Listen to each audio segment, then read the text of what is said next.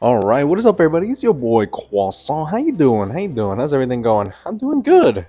I have had a busy week, that's why I haven't been uploading in a few days. But I wanted to make this quick video. I wanted to give you guys my early thoughts on a new entry to the Souls-like catalog.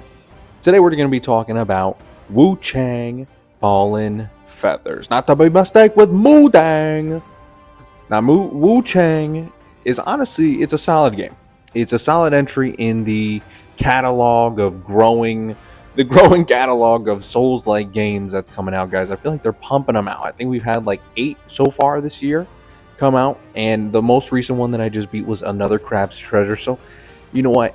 You can't say that they are necessarily deteriorating in quality, Souls-like games, but you can say that gaming in general has deteriorated in some aspects, where we're getting some generic, you know, versions of games, and people are trying to feed off the popularity of Souls-likes, and people are saying, "Oh, this is another SoulsSlop game," or whenever you see, a game with RPG elements, you're hitting the right bumper to attack with your light attack and your right trigger for your heavy attack. Oh, automatically a Souls-like game, and they take inspiration from Dark Souls, which is perfectly fine. So it's undeniable, right, that Dark Souls has played a huge part in inspiring a lot of these current game mechanics. But today, we're talking about what Wuchang Fallen Feathers has been doing right and what they have been doing wrong. Now, I've only played about 2 to 3 hours of Wuchang, but I'm having a great time. And let's break down sort of, the background information that you guys need to know about Wuchang. So let's talk about the developer. The developer is Leenzee Games.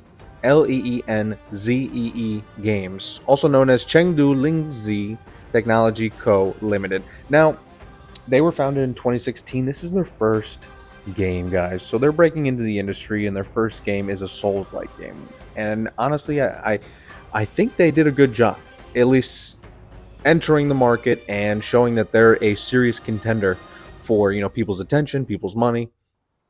And I am enjoying the game a lot. And today I just want to talk about what I like, what I dislike about the game, and just give you my overall opinions early on. And then later on, when I finish the game, I heard it's not that long, probably like 16 to 20 hours.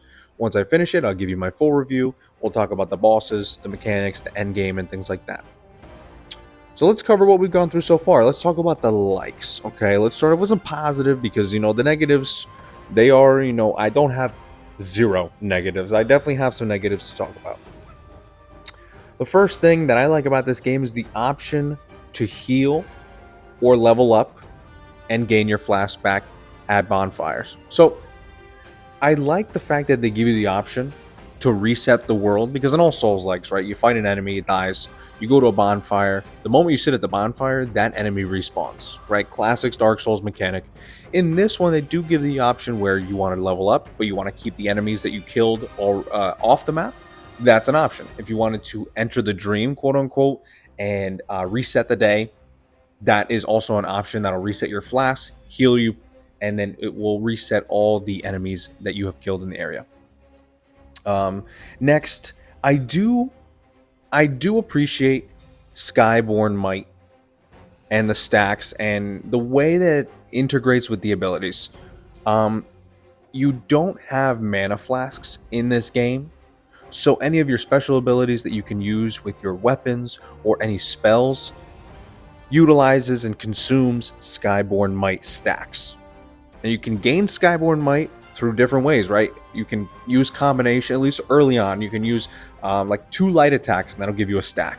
You can perform a perfect dodge on an attack, and that'll give you a Skyborn Might stack.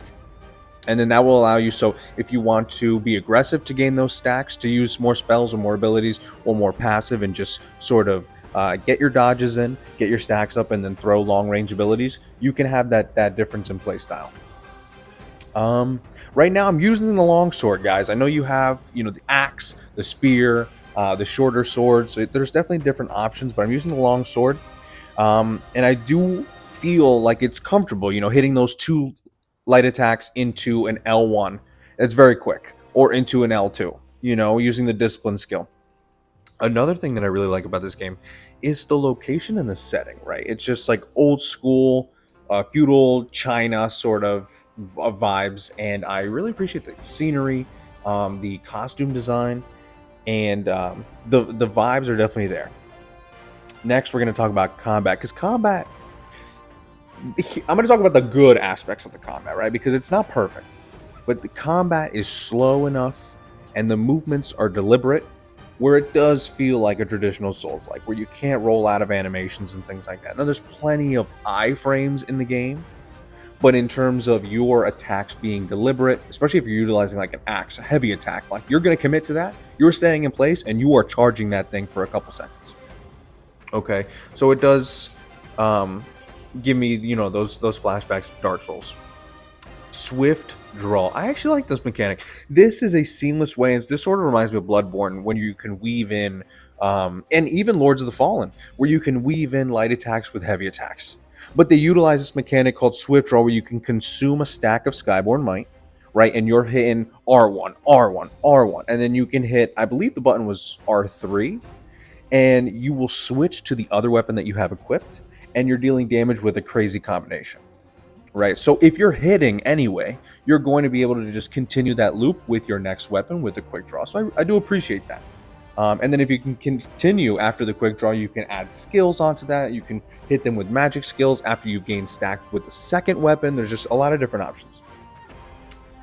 I do think that it is pretty cool that there's no magic bar. And that the spells consume Skyborn Might. I think just for the sake of switching it up, and not having a dedicated mana, stat and a health stat, I think it's pretty good for the genre. And I'm sure there are other games that have done that, but I can't, because Dark Souls has mana. I haven't played Sekiro, but I know they use skills and abilities more so than like magic. So it's definitely, in my opinion, the Souls-like games that I've played, definitely a good switch up. This is in option, or a feature in Lords of the Fallen that I really appreciated, was when you have too much of a certain item in your storage, it will automatically deposit that item overload into storage, which was good for, Lords of the Fallen, because you've got a ton of items on the floor. And going back to storage and constantly being able to access that and never losing out on an item because your inventory is too full is always a nice perk. Next, we're going to talk about the level up system, and the level up system and the skill tree is actually a big part of why I like this game, because it seems like you can customize your character a lot because you're utilizing red mercury essence, right? That's like this, it's their souls, and some perks on the tree are going to require these souls, and also items found throughout the game by completing quests or just finding them randomly by feeding powerful enemies. For example, you need Mercury Essence and a Forgotten Remembrance to increase the charge in your health flask. Right, so not only do you need souls from defeating enemies, but you also need to find the specific item to increase the charges in your flask. And those combined will give you that node on the skill tree. Another great feature about the skill tree is that you can reset any node on the skill tree at any time for free. So at any point in the game, if I want to switch on my build to become a mage, basically, or to become better at using short swords rather than long swords, which is what I'm kind of going down in the skill tree node, you can do that instantly at any point in the game. It will take some time to reset the nodes, but you can go back and nitpick what nodes you want to use.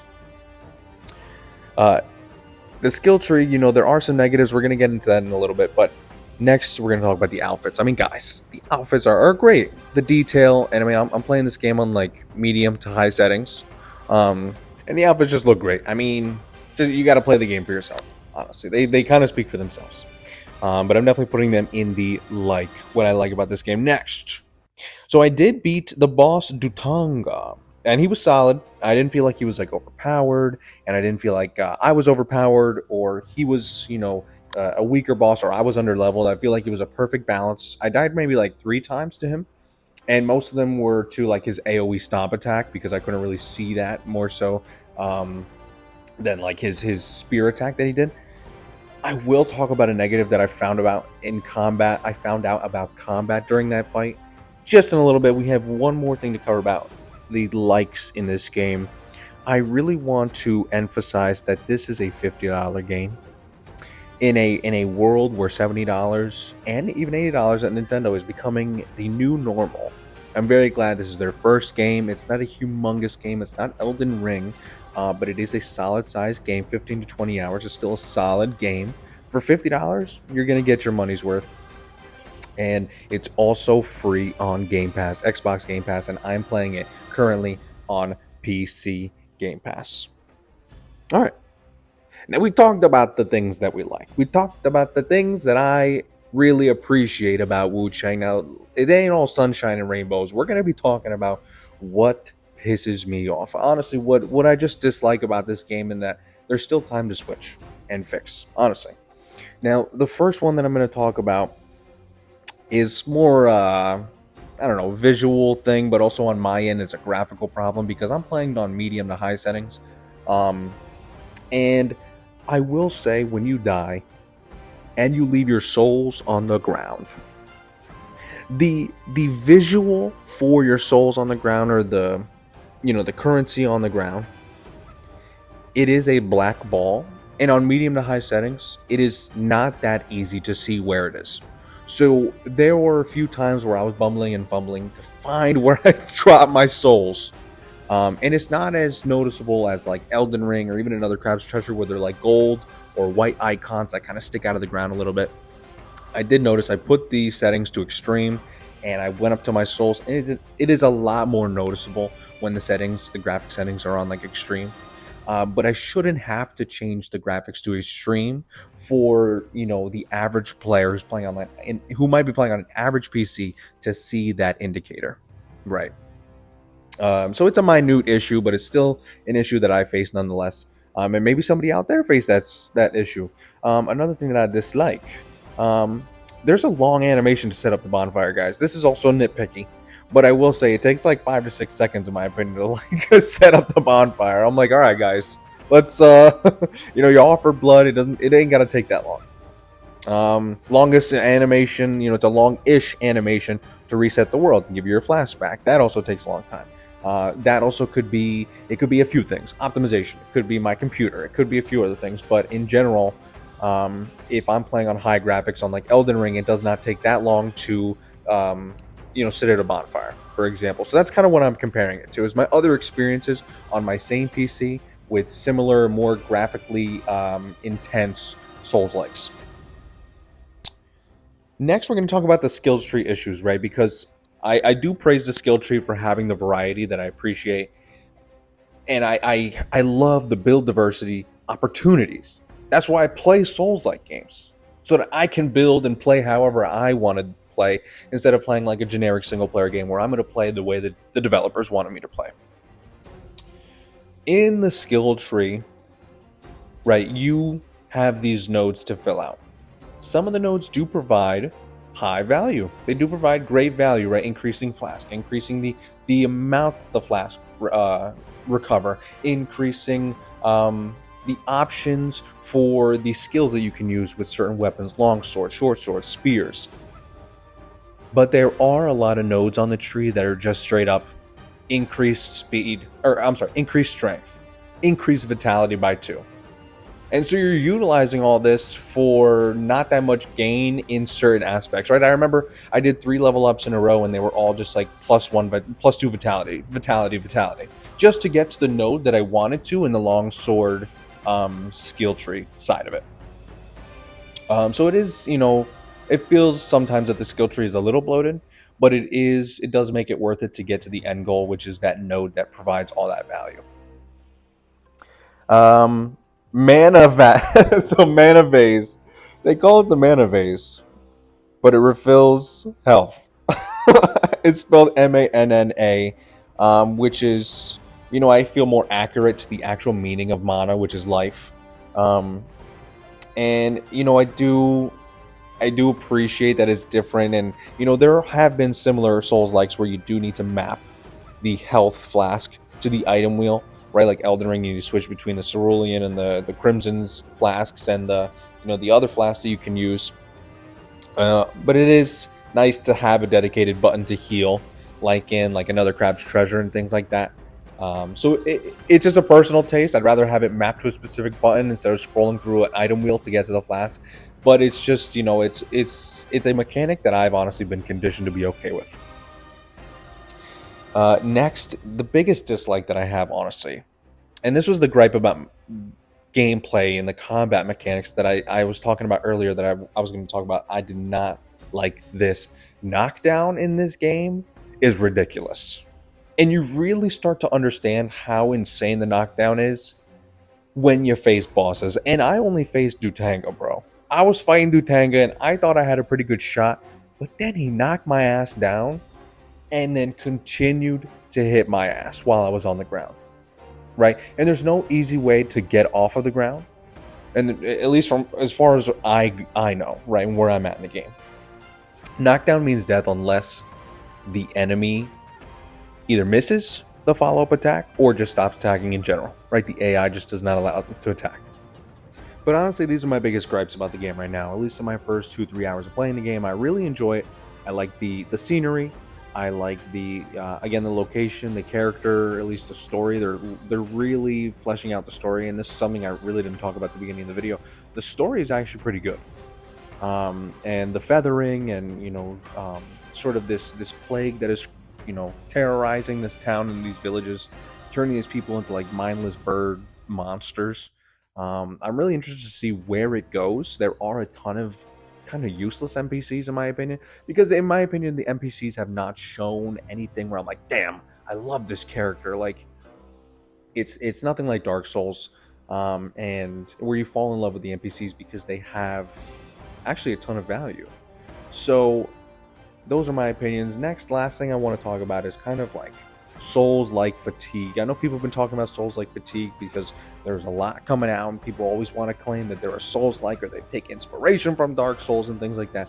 But I don't think I have Souls-like fatigue because I still love the genre, right? When I heard that Wuchang was a Souls-like game, I was excited to just try it, right?